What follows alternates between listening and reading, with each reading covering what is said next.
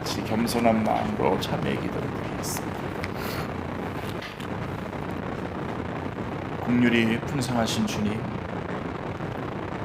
죄인들이 다시 주님 앞에 나와 머리 숙였습니다. 죄를 짓고 또 반복하고 또 회개하고 또 죄를 짓는 어리석고 미련한 저희들입니다. 그러나 주님께서는 저희들을 의롭다 하셨고 새 생명 가운데 살아갈 수 있도록 역사해 주셨고 또 선한 일을 위하여 여러 가지 복된 일을 감당하도록 모든 자원들을 공급해 주시고 인도해 주셨습니다. 하나님, 지나간 한 주간을 돌이켜 볼 때에 하나님께서 저희들에게 베풀어 주신 은혜와 맡겨 주신 사명을 잘 감당하지 못하고 이렇게 죄인된 모습 그대로 주님 앞에 다시 나왔습니다. 하나님, 이렇게 주님 앞에 나와서 참회하는 심령들 주님께서 불쌍히 여겨주시고 이 시간 저희들을 용서하여 주시고 새롭게 저희들을 인도하여 주시기를 원합니다. 저희들은 하나님만이 오직 하나님이신 것을 잘 알고 있으면서도 지나간 한 주간 하나님 아닌 것들을 마치 하나님인 것처럼 의지하며 살아갔던 것을 이 시간 고백합니다.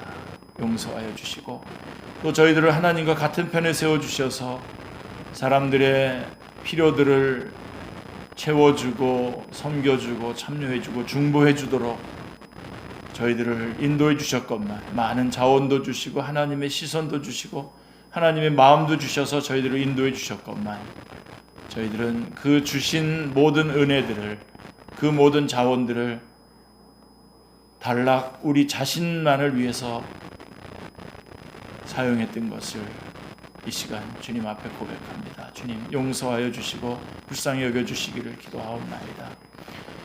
하나님 앞에 기도할 때에 하나님께서 귀를 기울이시고 들어주시고 우리보다도 더 잘하시는 하나님께서 가장 좋은 곳으로 저희들을 인도해 주실 텐데 그런 약속이 있는데도 불구하고 하나님 앞에 기도하지 아니하고 무엇이든지 서둘러서 시작했던 것들을 이 시간 주님 앞에 고백합니다. 주님 용서하여 주시고 불쌍히 여겨 주시기를 기도하옵나이다. 주님께서 저희들에게 베풀어 주신 은혜들을 안에 함몰되어서 주님을 잊어버리며 살아갔던 이 모든 죄를 하나님 용서하여 주시기를 기도하옵나이다. 십자가의 보혈로 성량하여 주시고 성령님 새롭게 하시는 능력으로 저희들을 새롭게 다시 지어 주시옵소서. 이제는 하나님과 나만이 아는 죄를 생각하면서 계속해서 묵묵히 참회 기도를 드리겠습니다.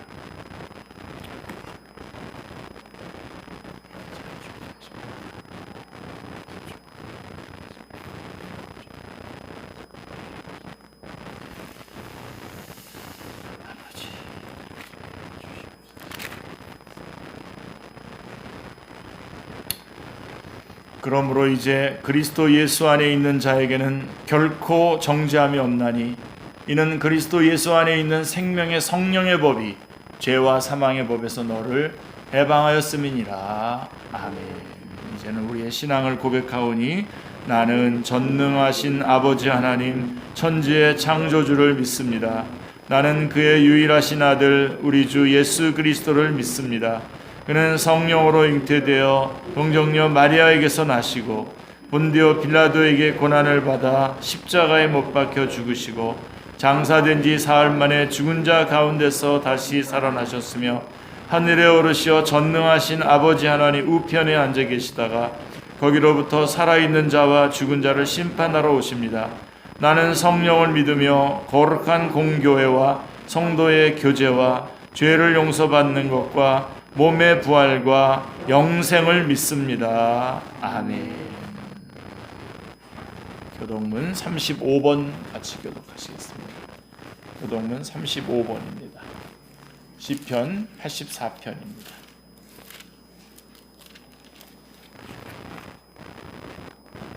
찾으신 줄 알고 교독하겠습니다. 만군의 여호와여, 주의 장막이 어찌 그리 사랑스러운지요. 내 마음과 육체가 살아계시는 하나님께 부르짖나이다. 주의 제단에서 참새도 제 집을 얻고 제비도 새끼들 보금자리를 얻었나이다.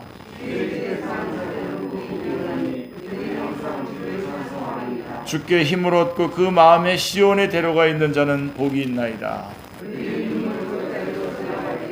그곳에 많은 샘이 있을 것이며 이른 비가 복을 채워주나이다.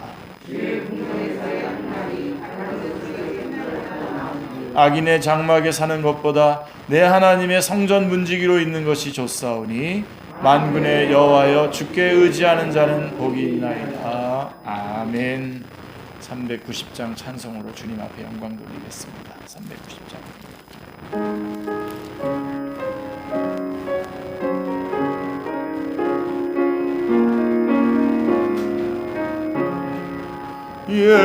예수가 거느리시니 즐겁고 평안하구나. 주야의 자고 깨는 것 예수가 거느리시네. 주 날 항상 돌보시고 날 친히 거느리시네. 주 날 항상 돌보시고 날 친히 거느리시네. 때때로 괴로움 당하면 때때로 기쁨 누리네. 풍파 중에 지키시고 평안히 인도하시네. 주 날 항상 돌보시고 날 친히 거느리시네. 주 날 항상 돌보시고 날 친히 거느리시네. 내 주의 손을 붙잡고 천국에 올라가겠네. 괴로우나 즐거우나 예수가 거느리시네. 주 날 항상 돌보시고 날 친히 거느리시네.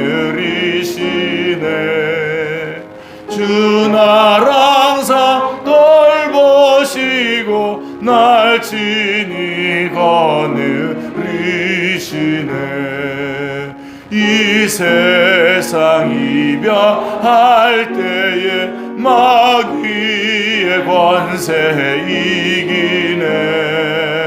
천국에 가는 그 길도 예수가 거느리시네. 주 날 항상 돌보시고 날 친히 거느리시네. 주 날 항상 돌보시고 날 친히 거느리시네.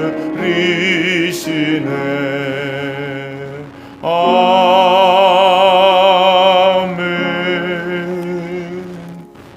우리 이영남 집사님께서 기도해 주시겠습니다.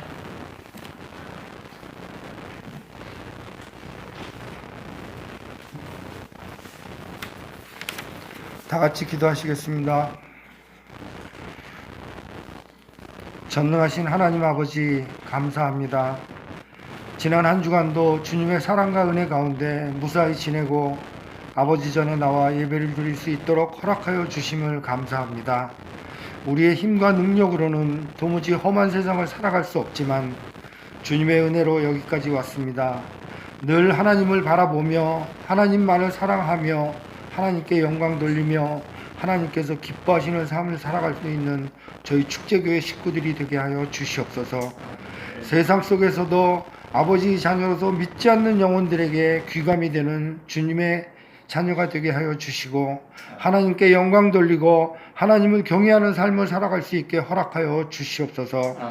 하나님 아버지, 저희들 지난 한 주간도 아버지의 마음을 아프게 해드린 것이 너무나도 많았던 것을 고백하며 회개하오니 저희의 허물을 용서하여 주시고 긍휼히 여겨 주시옵소서. 오직 하나님만을 의지하며 복을 받는 축제교회 식구들이 되게 하여 주시옵소서. 이제 아침 저녁으로 쌀쌀하게 느껴지며 가을이 다가오고 있습니다. 저희들 다가오는 가을도 무사히 잘 지낼 수 있도록 인도하여 주시옵소서.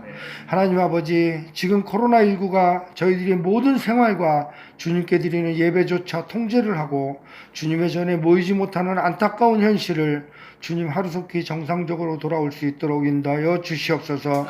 하나님, 저희 영혼을 불쌍히 여기시어 영혼을 위하여 기도하고 전도하는 축제교회가 되도록 인도하여 주시옵소서.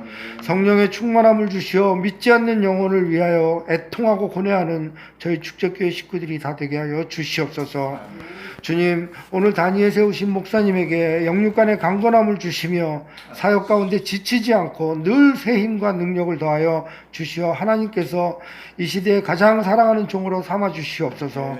이 시간에 증거하시는 말씀 위에 갑절의 능력과 성령 충만함으로 듣는 모든 성도들에게 하나님의 음성을 전달하게 하여 주시오. 한 주간의 세상 속에 나가서 힘있게 살아갈 수 있게 하여 주시옵소서. 이 시간 주님 전에 나와서 예배드리는 모든 성도들과 온라인으로 예배를 드리는 성도들의 간구함을 들으시어 간절히 원하고 애절하게 드리는 기도를 응답하여 주시고 돌아가는 발걸음에도 함께 해주시어 한 주간도 평안함으로 지켜주시옵소서. 아버지께서 모든 것을 다 아실 줄 믿사오며 구하지 않은 것까지도 세세히 살펴주실 줄 믿사오며 사랑이 많으신 우리 주 예수 그리스도 이름 받들어 기도드렸사옵나이다. 아멘.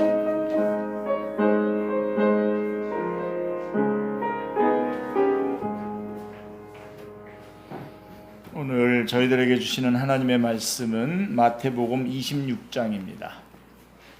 마태복음 26장 36절로 46절까지의 말씀입니다. 제 성경으로 신약성경 마태복음 26장 신약성경 46쪽입니다.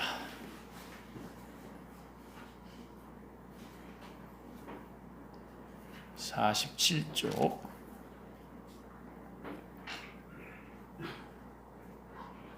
마태복음 26장 36절로 46절까지의 말씀입니다. 다 찾으신 줄 알고 봉독해 드리겠습니다. 봉독하는 가운데 하나님께서 우리 모두에게 함께 말씀해 주시기를 바랍니다.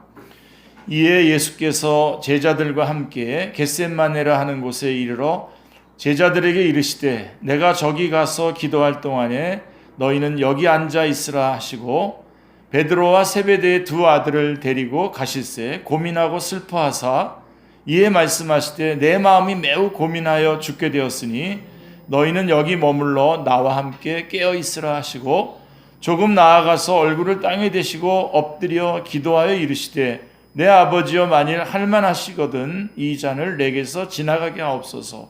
그러나 나의 원대로 마시옵고 아버지의 원대로 하옵소서 하시고 제자들에게 오사 그 자는 것을 보시고 베드로에게 말씀하되 너희가 나와 함께 한 시간도 이렇게 깨어 있을 수 없더냐. 시험에 들지 않게 깨어 기도하라. 마음에는 원이로되 육신이 약하도다 하시고 다시 두 번째 나아가 기도하여 이르시되 내 아버지여 만일 내가 마시지 않고는 이 잔이 내게서 지나갈 수 없거든 아버지의 원대로 되시기를 원하나이다 하시고 다시 오사 보신즉 그들이 자니 이는 그들의 눈이 피곤함이로라. 또 그들을 두시고 나아가 세 번째 같은 말씀으로 기도하신 후 이에 제자들에게 오사 이르시되 이제는 자고 쉬라. 보라 때가 가까웠으니 인자가 죄인의 손에 팔리느니라. 일어나라 함께 가자. 보라 나를 파는 자가 가까이 왔느니라. 아멘. 이제 찬양대에 찬양이 있은 후에 깨어 기도하라 라고 하는 제목으로 말씀 증거하겠습니다. 찬양의 제목은 나는 예배자입니다. 찬양 있겠습니다.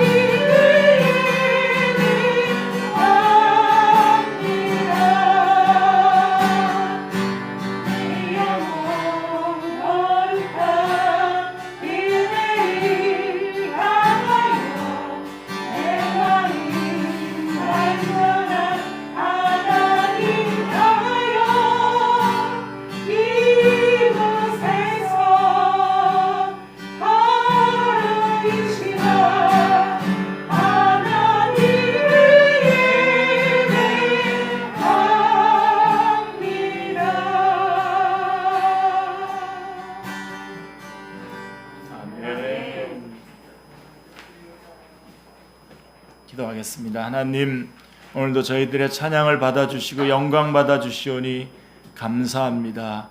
저희들에게는 큰 은혜요 기쁨, 은혜요 기쁨의 시간 되게 해주시고, 또 이제는 그 찬양의 제목대로, 찬양의 그 찬양한 대로 또 살아갈 수 있도록 저희들을 또 인도해 주시기를 원합니다. 성령님 역사하여 주옵소서.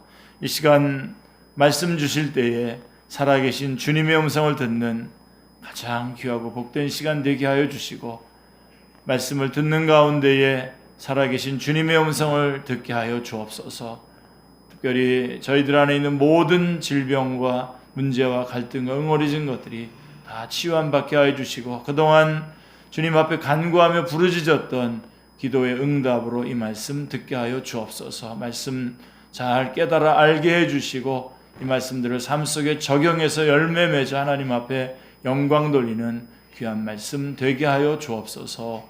성령님의 임재 가운데에 승리하며 말씀 듣는 이 시간 되게 하여 주옵소서. 감사드리오며 주 예수 그리스도의 이름으로 기도드리옵나이다. 아멘. 자, 우리들의 마음을 가장 슬프게 하는 것이 무엇입니까? 우리를 절망하게 하는 일, 그게 무엇일까요? 물질적인 손해입니까? 아니면 질병입니까? 아니면 가난입니까? 혹은 멸시를 받을 때 그럴까요? 아니면 고독할 때 그럴까요? 자, 그런데 좀 더 깊이 생각해 보면 우리를 가장 슬프게 하는 것은 배신입니다. 배신. 믿었던 사람으로부터 결정적인 배신을 당할 때 참으로 견디기 어렵습니다. 그렇죠? 그런데 그래도 다른 사람에게 배신당하는 것은 원망이라도 할 수 있지 않습니까? 그러나 자기 자신으로부터 배신을 당할 때 정말 견딜 수 없습니다. 많은 사람들이 절망하는 이유가 바로 여기에 있습니다. 자, 왜 스스로 견딜 수 없는 고통을 겪습니까? 이럴 줄 몰랐다는 겁니다. 자기 자신이 이렇게 형편없는 사람인 줄 몰랐다는 거죠. 뭘 안다고 생각했는데 아는 것이 하나도 없어요. 다른 사람한테는 자기 자신이 이렇게 많이 공부했다고 했는데 아무것도 모릅니다. 많이 벌어들인 줄 알았는데 손익계산을 해보니까 적자입니다. 아무것도 없어요. 자, 그런가 하면 자기 자신이 뭔가 할 수 있는 사람인 줄 알았는데 알고 보니까 할 수 있는 일이 아무것도 없어요. 도대체 이렇게 허무할 수가 없습니다. 그럴 때 우리는 절망하게 되죠.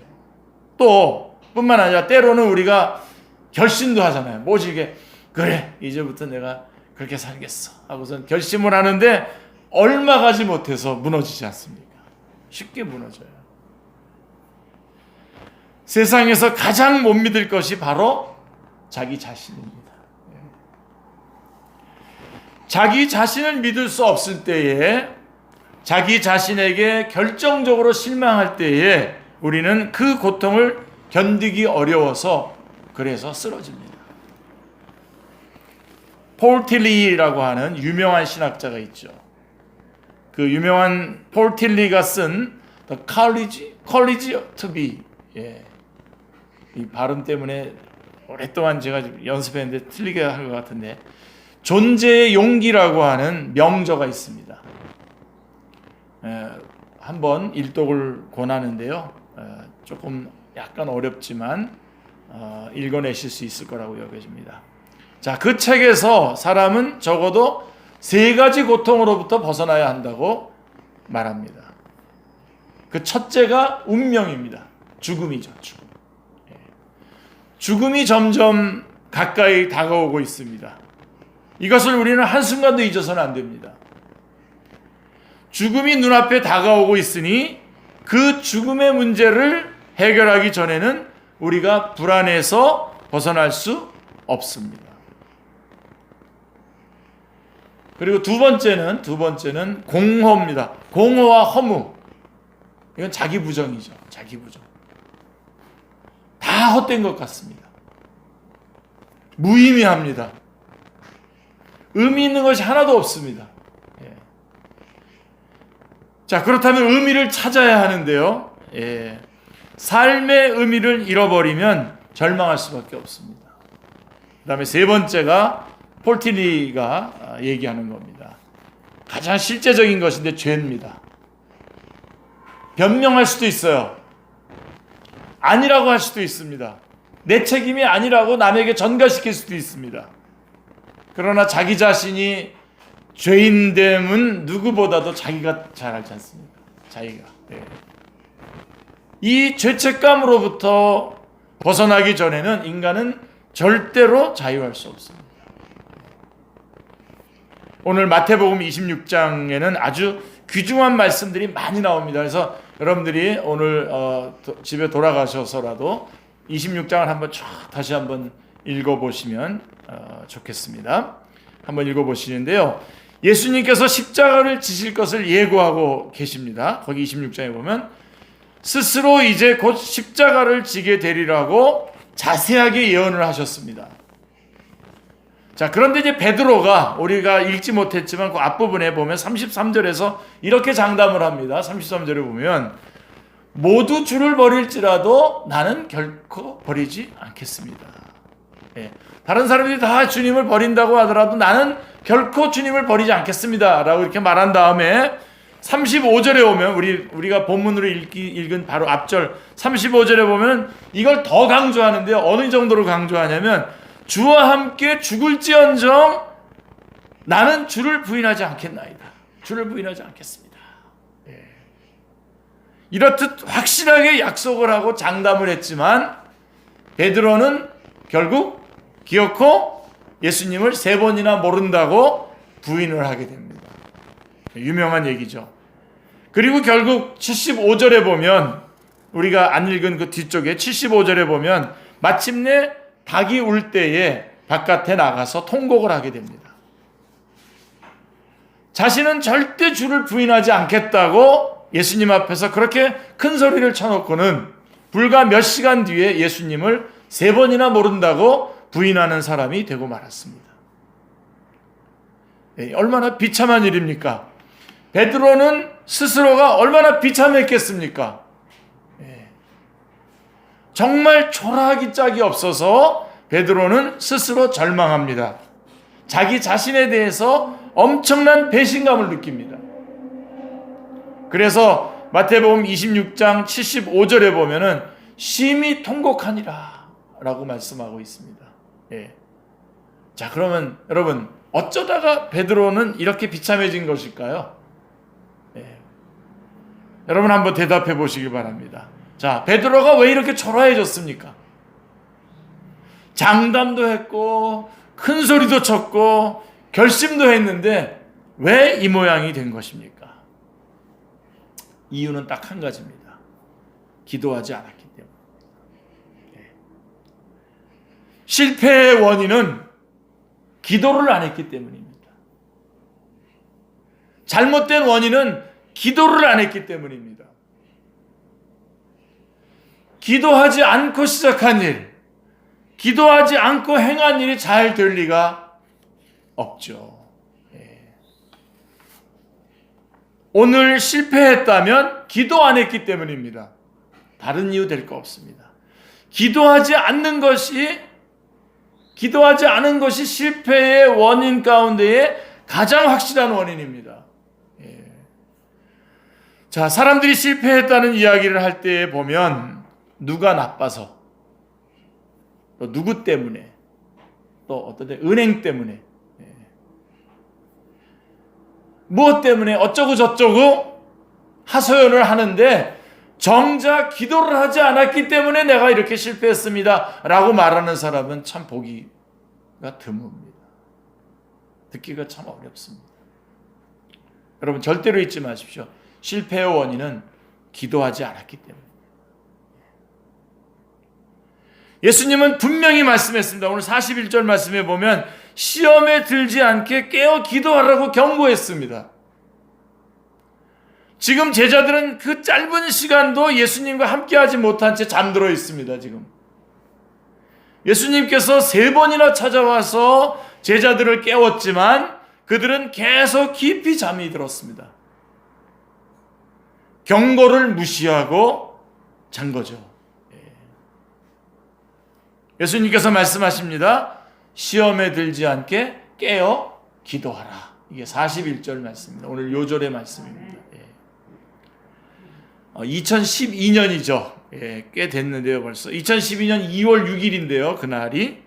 주일을 넘겨서 월요일 새벽입니다. 월요일 새벽인데, 새벽 1시 55분에 우리 교회의 박십자가 선교사님이 선교지에서 페이스북에다가 이런 글을 올렸습니다. 꽤 됐네요, 우리 박십자가 선교사님 지금 보니까. 페이스북에다 이런 글을 올렸어요.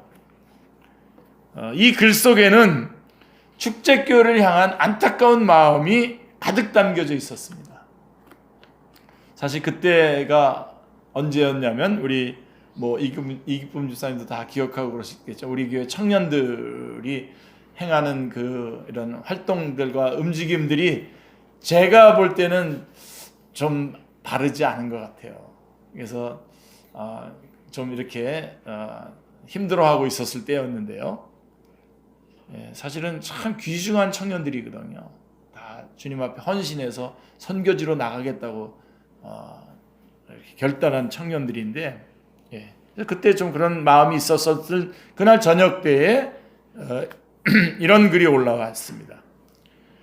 자, 이제 우리 박십자가 선교사님이 쓴 겁니다. 열방과 함께 즐거워하는 교회, 축제교회, 2012년 주님께서 가장 기뻐하시는 교회, 올 한 해 가장 목마르게 찾으시는 교회, 20년째 마이너스 성장 중인 한국 교회 가운데 가장 중요하고 필요한 교회, 이미 분명하다. 그래서 사탄이 가만두고 보지를 못한다. 그러나 시작과 나중이신 주님께서 반드시 넉넉히 이기는 교회로 온 열방을 살리게 하실 것이다. 믿음의 주인이 되시는 예수 그리스도를 바라보라. 그래서 거기 뭐라고 썼냐면 깨어 기도하라, 이렇게 써 있어요. 주님 부르심, 은혜와 사랑, 그리고 주님 주신 귀한 순종의 마음들 감당케 하소서라고 이렇게 페이스북에다가 글을 올리시면서, 그 페이스북에 우리 선교사님을 위해서 기도하고 응원하고 또 섬기는 그런 그 그룹이 있습니다. 페이스북은 그룹이라 그러네, 뭐라 하여간 그 그룹에 있는데 거기에 올린 글입니다. 그 새벽 시간에 깨어 기도하라고 하는 선교사님의 글을 읽으면서 저도 안타까운 마음으로 한국교회와 축제교회를 위해서 간절히 기도했던 기억이 납니다. 간절히 기도했습니다. 자, 지금도 이 말씀 마태복음 26장 41절에 깨어 기도하라라고 하는 이 말씀을 볼 때마다 우리 선교사님 생각나고 글이 생각나면서 한국교회와 우리 축제교회를 위해서 무릎을 꿇게 됩니다. 저의 스승이신 목사님께서 어렸을 때 다녔던 교회에 예배당 그 강대상 그 정면 위에 큰 목판에다가 조각을 해가지고요, 큰 글씨로 깨어 기도하라 이렇게 붙여놨다고 합니다. 그래서 이제 교회에 들어가게 되면은 이제 그걸 봐야 돼요. 깨어 기도하라. 항상 읽을 수 있었다고 합니다. 자, 사랑하는 성도님들, 교회가 무엇입니까? 깨어서 기도하는 곳입니다. 깨어서 기도하는 것입니다. 지금 이곳 이 시간이 무슨 시간입니까? 깨어서 기도해야 될 시간입니다. 베드로가 이렇게 비참하게 된 원인은 오직 한 가지입니다. 깨어서 기도하지 않았기 때문입니다. 꼭 기억하십시오. 죄 가운데의 가장 큰 죄가 기도하지 않는 죄입니다. 그렇다면 가장 크고 무서운 시험이 뭘까요? 기도하려고 하는데 기도가 안 되는 거예요. 기도를 딱 하려는데 그냥 차가운 어떤 벽 앞에 딱 서 있는 것 같은 그때죠. 그래서 여러분들이 그럴까봐 제가 기도문을 이렇게 여러분에게 줬으니까 이제는 여러분들이 이제 여러분의 그걸로 이제 잘 하셔야 되는데, 기도의 능력을 부정하는 순간, 그 순간이 인생의 마지막이 되는 겁니다. 어떤 순간에도 우리는 기도할 수 있어야 됩니다. 어떤 순간에도. 자, 그렇다면 우리가 기도하지 못하는 이유가 뭘까요? 우리가 기도하지 못하는 이유가 뭘까요? 하나님의 사랑을 믿지 못해서. 하나님이 정말 나를 너무너무 사랑하시고 내게 너무 선하신 분이라는 것을 믿지 못해서입니다. 여러분, 아브라함이 이삭을 바칠 때에 하나님께서 죽은 자도 살리시는 분이라는 그 믿음만 가지고 이삭을 바칠 수 있었겠습니까? 그 능력만 보고 이삭을 바쳤겠습니까? 하나님이 죽은 자도 살리시는 분이라는 사실은 누구나 다 알고 믿고 있는 것입니다. 그렇다고 누구나 다 아브라함처럼 자식을 바칠 마음이 생기는 것은 아닙니다.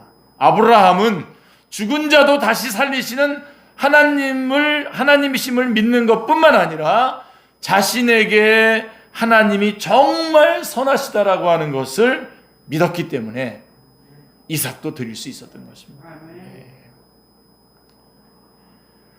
여러분의 기도의 문이 열리시기를 바랍니다. 성령님께서 우리 안에 역사하셔서 하나님의 사랑과 그 하나님의 선하심을 온전히 믿을 수 있게 되어서 믿으셔서 기도의 문이 열리시기를 주님의 이름으로 축원합니다. 예. 자, 사무엘서에서 보면 사무엘이 사울왕을 세운 후에 후손으로 물러나면서 뭐라 그랬냐면 나는 이제 백성들을 위해서 기도하는 것을 쉬는 죄를 범하지 않겠다 그랬어요. 사무엘상 12장 23절에 보면 나는 너희를 위하여 기도하기를 쉬는 죄를 여호와 앞에서 결단코 범하지 아니하고 선하고 의로운 길을 너희에게 가르칠 것인적이라고 말씀하고 있습니다. 기도하다가 쉬는 것, 그 잠깐 쉬는 것, 기도를 중단하는 것, 기도를 끝내는 것, 그것이 큰 죄가 됨을 알아야 합니다. 여러분, 기도하게 되면 자기 자신을 알게 됩니다. 저는 기도하는 사람에게 하나님이 주시는 복이 뭐냐 했을 때에 기도를 계속할 수 있게 해주시는 것이 하나님의 기도하는 자의 복입니다. 그리고 기도할 때에 자기 자신이 누구인지를 알게 해줘요. 내가 누군지를 선명하게 알게 돼요. 기도할 때, 계속 기도할 때.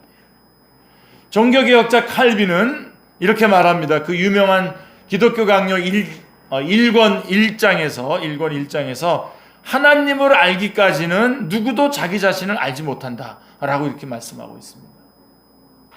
자기 자신이 자기 자신을 스스로 생각한다고 해서 알게 되는 게 아닙니다. 누구하고 비교한다고 해서 자기가 누군지 알게 되는 게 아닙니다. 뭐 어떤 손익계산을 한다고 해서 자기 자신의 존재가 나타나는 게 아닙니다. 자기 자신이 스스로를 아는 길은 오직 하나님 앞에 오직 하나님을 아는 겁니다. 하나님을 알 때 내가 누구인지를 알게 됩니다. 꼭 아셔야 됩니다. 하나님을 보고 하나님을 아는 순간 하나님 안에서 자기 자신을 알 수 있는 것입니다. 자, 그러니까 기도 외에는 우리가 기도를 통해서 하나님 앞에 나갈 때라야 자기가 누구인지를 알게 된다는 거죠. 기도 외에는 자기 자신을 알 길이 없습니다. 아니, 기도하면서 깨닫는 자기 자신, 그것만이 진짜 자기 자신인 겁니다. 기도하면서 깨닫는 자기 인식, 그게 납니다. 그러고선 거기서부터 여러분이 이걸 하든 저걸 하든 거기서부터 출발하면 되는데, 기도를 하지 않고 출발하면 내가 누군지를 모르니까 엉뚱한 일을 할 가능성이 많습니다.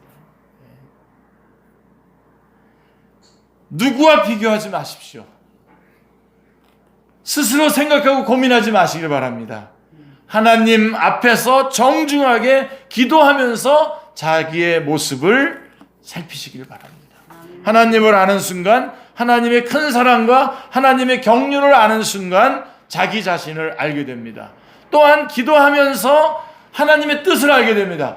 내가 누군지를 알게 될 뿐만 아니라 하나님의 뜻이 뭔지를 선명하게 알아갑니다. 현실에 복잡한 문제가 있습니다. 우리 개인이든 교회이든 특히 지금 우리는 전 세계적으로 코로나19로 인해서 어려움을 겪고 있습니다. 그리고 우리나라는 남북이 지금 분단되어서 서로 대립해 있고 여전히 핵 위험에 처해 있습니다. 요즘 이게 안 해서 그렇지 안 한다고 지금 이 위험이 없는 게 아니잖아요, 지금. 자, 이런 소식을 들으면서 우리는 무엇을 할 수 있습니까? 우리는 무엇을 했습니까? 엎드려 기도해야 합니다. 엎드려 기도해야 됩니다. 제가 어린 시절에 다녔던 교회에 저 건너편에 있는 교회인데 그 교회를 잠시 맡아주셨던 이기형 목사님이라고 계십니다. 우리 담임 목사님이 일본에 잠깐 유학 가신 동안에 대신 그 사이에 와서 맡아주셨어요. 은퇴하셔서 와서 맡아주셨어요. 근데 이 목사님께서 인천에서 목회를 하실 때에 저희 스승 되시는 목사님께서 그 교회 부목사님으로 계셨는데 그때 있었던 일을 여러 곳에서 이야기를 해주셨어요. 그래서 저도 아는 분이라 그분의 말씀을 좀 여러분들에게 전달하려고 하는데, 아주 교회가 조그만 교회 사무실에 다들 옹기종기 모여 앉아서 지내던 때라고 합니다. 그러니까 목사님, 담임 목사님 또 부목사님들 쭉 이렇게 모여 있는 그런. 아침에 신문이 배달이 되면 신문을 한쪽씩 다 나눠가지고 이제 신문을 보게 되는데 우리 그 담임 목사님이신 이제 이기영 목사님도 그렇게 신문을 보셨답니다. 자, 한때 돋보기 안경을 끼고 신문을 유심히 들여다보시던 목사님이 어느 순간에 갑자기 그 신문을 딱 말아쥐고는 아무 말도 하지 않고 바깥으로 나가더랍니다. 자주 그러셔서 이제 어디서 무엇을 하는지 하도 궁금해서 이제 우리 스승 목사님께서 이제 부목사님이었을 때 이제 따라가 봤대요. 뒤따라가 봤더니 목사님이 예배당 본당에 들어가셔서 강단 중앙에다가 신문을 펴놓고 무릎을 꿇고 하나님 앞에 기도하더랍니다. 하나님, 이게 어찌된 일입니까? 어째서 이런 일이 있습니까? 그래서 저희 스승 목사님께서는 이 이기영 목사님을 일생 동안 존경한다고 합니다. 이 이기영 목사님은 여기 세문안교회 얼마 전까지 은퇴하셨죠. 세문안교회 이수영 목사님의 할아버지 목사님이셔요. 우리 교계에서는 참 존경받는 목사님이십니다. 저도 참 존경합니다. 왜 그러냐면 이 목사님이야말로 문제 앞에서 하나님을 찾는 기도의 사람입니다. 문제를 가지고 하나님 앞에 나가서 하나님께 맡겨드리고 하나님께서 하시도록 맡겨드리는 거죠. 여러분, 복잡한 문제가 있으십니까? 기도하십시오. 기도하십시오. 정치 경제적으로 불안합니까? 기도하십시오. 쓸데없이 이것저것 걱정하지 마시길 바랍니다.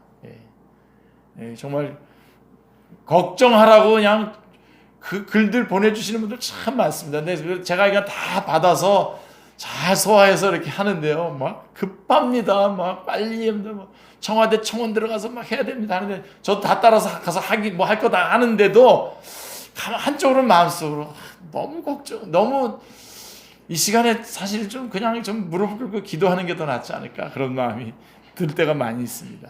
여러분, 예수님을 믿는 사람은요, 어떤 일을 만나든지 그 첫 번째 반응은 뭐죠? 기도입니다. 기도. 예수님을 믿는 사람은 어떤 문제를 당하든지 그 문제를 하나님 앞에서 풀어야 됩니다. 하나님과 나와의 관계에서 풀어야 됩니다. 기도해야 됩니다.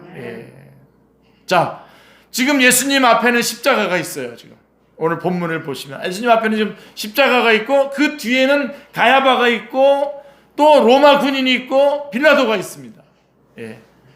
엄청난 사건이 바로 눈앞에 있는데 지금 예수님이 하실 수 있는 일이 뭡니까? 예수님이 하실 일이 뭡니까? 기도하는 것입니다. 기도뿐입니다. 물론 이렇게 막 그 모든 사건들 앞에서 예수님께서 한번 정말 눈을 한번 부라리면 빌라도의 법정도 다 땅에다 파묻으실 수 있고 뭐 얼마든지 할 수 있겠지만 우리 주님은 그렇게 하지 않으셨습니다. 기도하셨습니다.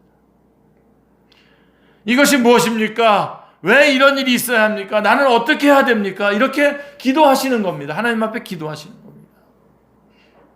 여기에 하나의 중요한 신비가 있어요.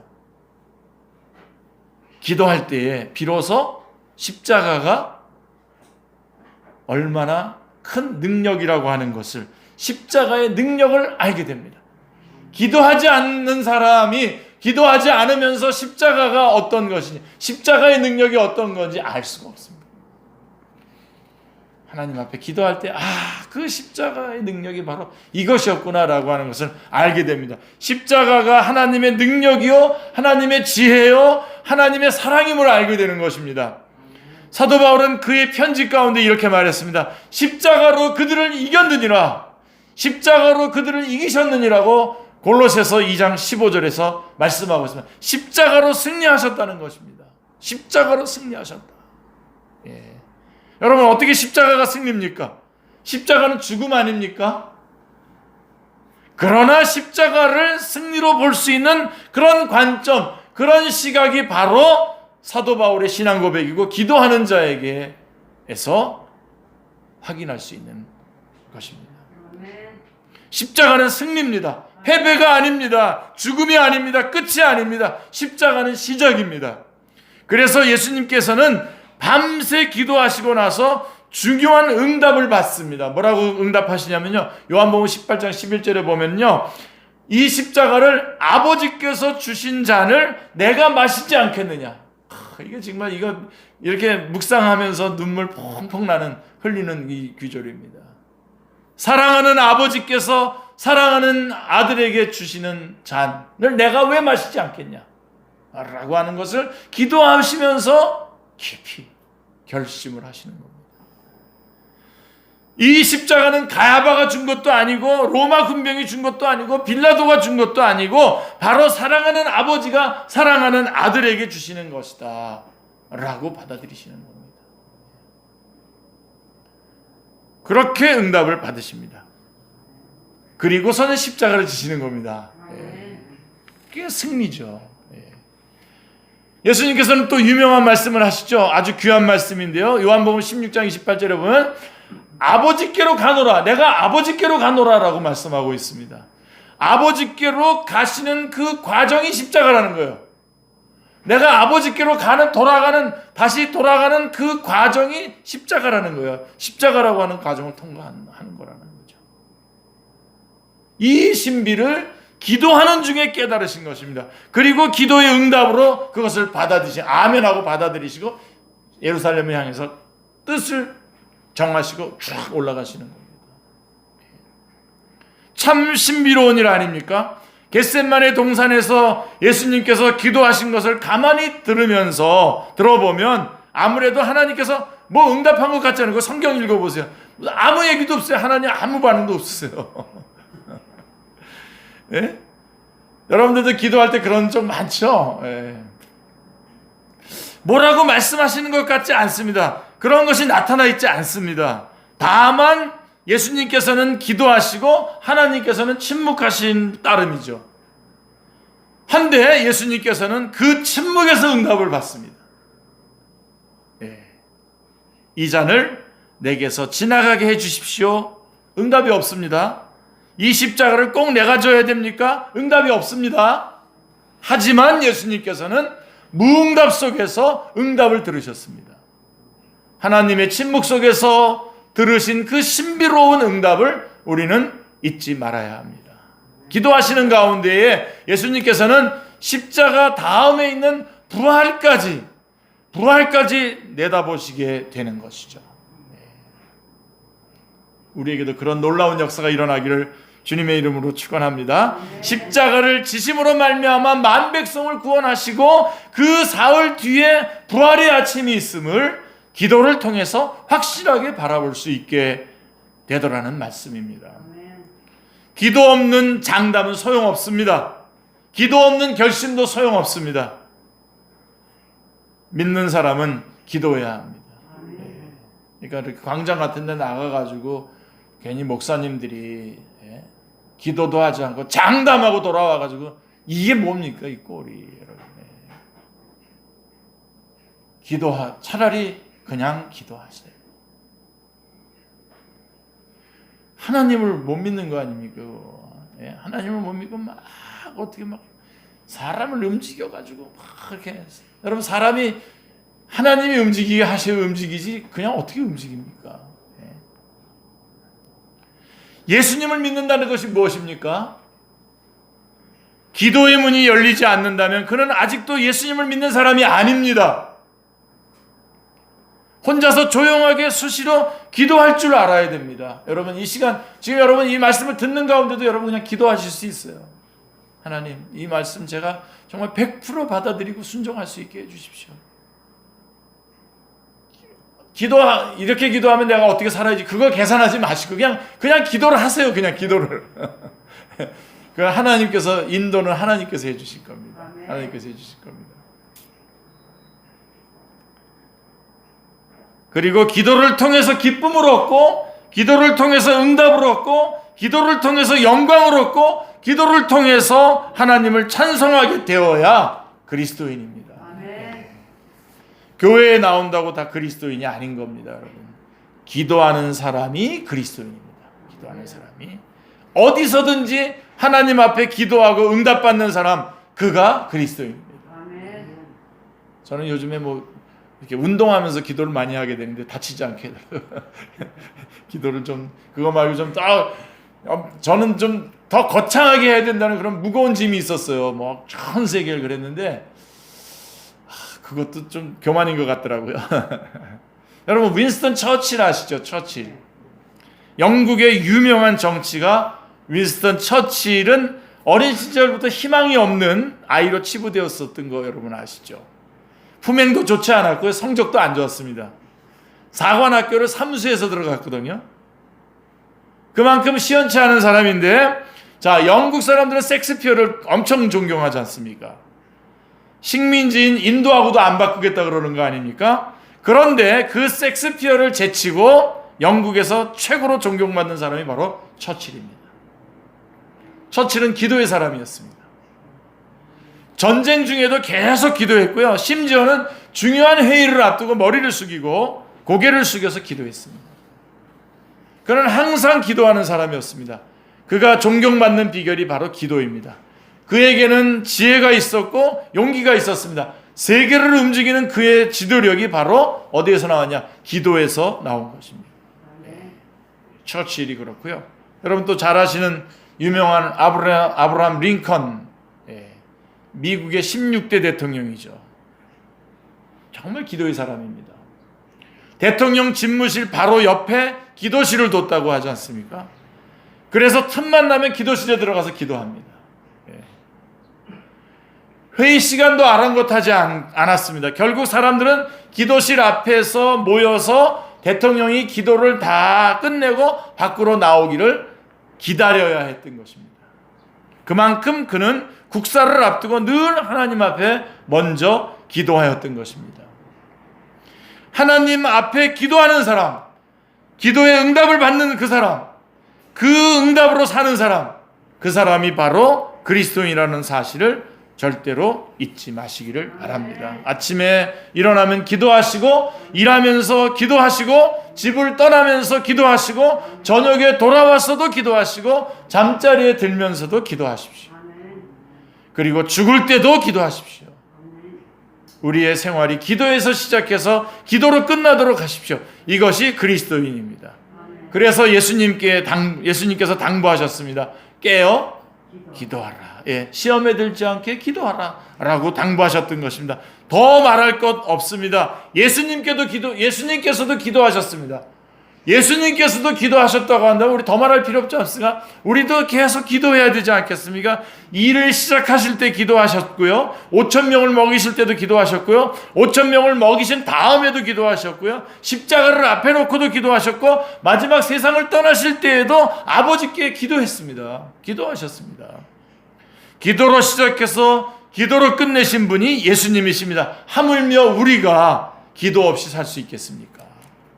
걱정은 이제 그만하시고 기도를 하시길 바랍니다.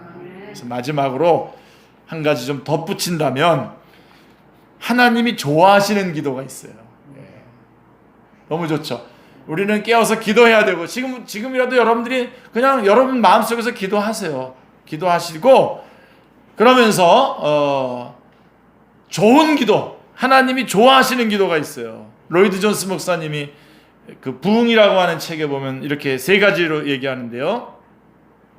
우리 하나님께서는 이런 기도를 듣기 좋아하셔요. 자, 자식이 그동안 아버지가 했던 말을 제대로 듣고 있었던 것이 분명할 때, 그래서 그 말을 내세우면서 요청할 때에 아버지가 좋아하듯이 하나님께서 하시는 말씀을 제대로 알아듣고 그것을 주장할 때 그 기도를 좋아하신다는 겁니다. 그러니까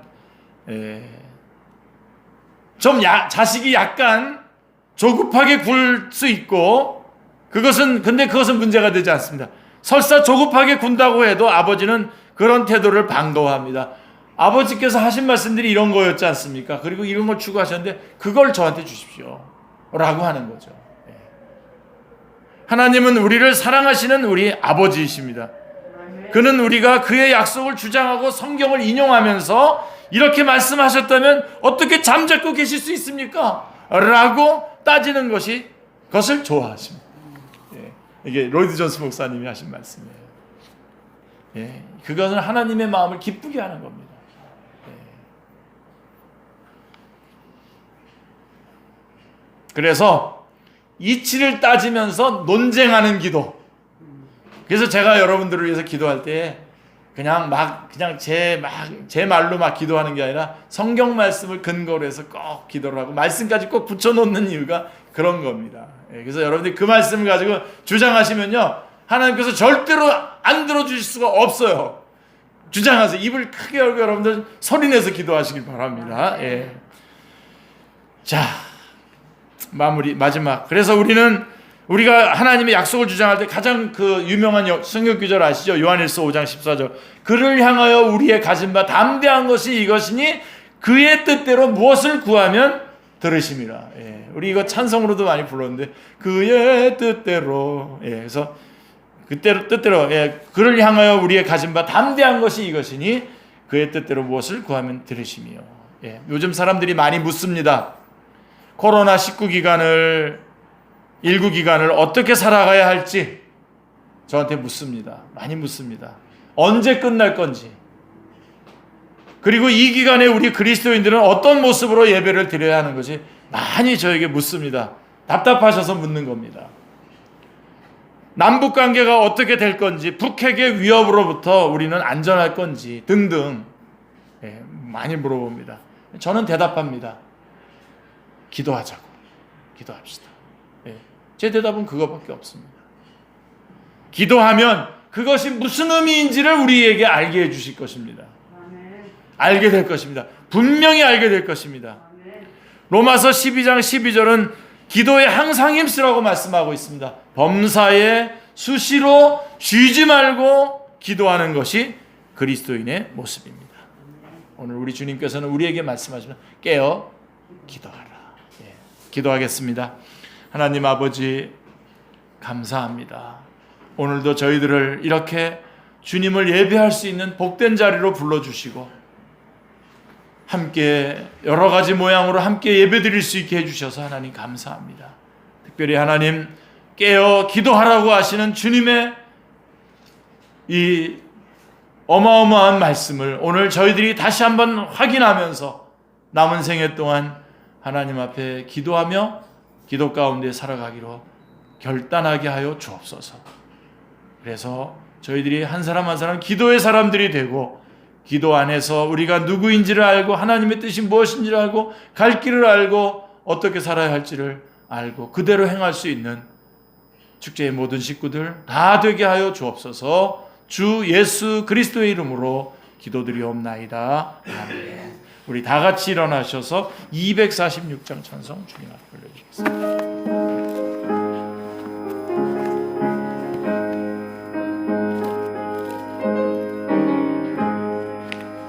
나 가나안 땅 귀한 성에 들어가려고 그 무거운 짐 벗어버렸네. 죄중에 다시 방황할 일 전혀 없으니 그 생명 시냇가에 살겠네. 길이 살겠네. 나 길이 살겠네. 저 생명 시냇가에 살겠네. 길이 살겠네. 나 길이 살겠네. 저 생명 시냇가에 살겠네. 그 불과 구름 기둥으로 인도하시니 나 가는 길이 형통하겠네. 그 요단강을 내가 지금 건넌 후에는 저 생명 시냇가에 살겠네.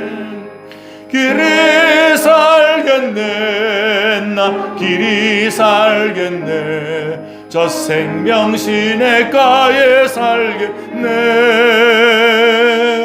길이 살겠네. 나 길이 살겠네. 저 생명 시냇가에 살겠네. 내 주린 영원 만나로서 먹여주시니 그 그 양식 내게 생명 되겠네. 이후로 생명 양식 주와 함께 먹으며 저 생명 시냇가에 살겠네. 길이 살겠네. 나 길이 살겠네. 저 생명 시냇가에 살겠네. 길이 살겠네. 나 길이 살겠네. 저 생명 시냇가에 살겠네. 앉으시고 우리 하나님 앞에 봉헌 드리겠습니다.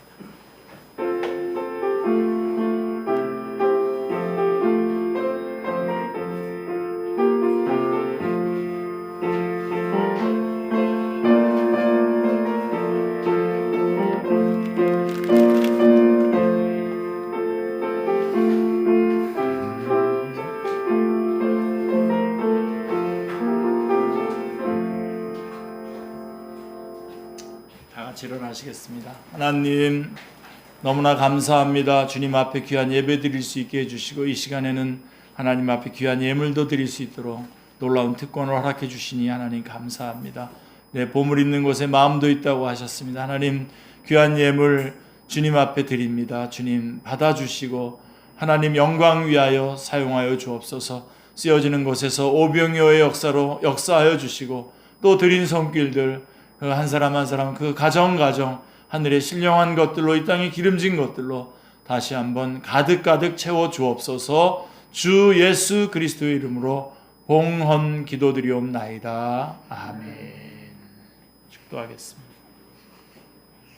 지금은 우리 주 예수 그리스도의 은혜와 하나님 아버지의 극진하신 사랑과 성령님의 교통케 하시는 역사가 이제 주님 앞에 깨어서 기도함으로 우리 자신이 누구인지 하나님의 뜻이 무엇인지 알고 하나님께 영광 돌리며 그 의미에 합당한 그 영광에 합당한 삶을 복되게 살아가기로 결심하며 삶의 현장으로 나아가는 사랑하는 주님의 귀한 권속들 머리머리 위에와 그 가정과 학원과 속한 직장과 사업장 위에와 이 시간에도 주의 복음을 전하기 위해서 수고하는 우리 선교사님들과 선교지 위에와 북한 땅과 이 나라 이민족 위에 이제로부터 영원토록 함께 하시기를 축원하옵나이다. 아멘.